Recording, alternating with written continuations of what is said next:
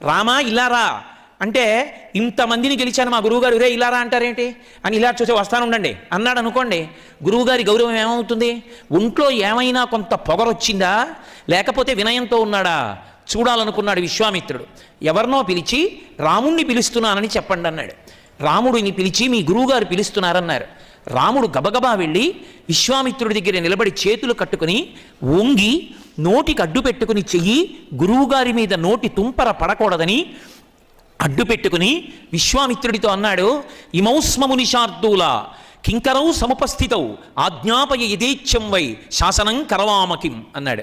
గురువుగారు నేను ఎంత పెద్దవాణ్ణైనా కావచ్చు, ఎంతమంది అయినా నన్ను పొగడచ్చు, దానికంతటికి మూలం ఎక్కడుందో తెలుసా?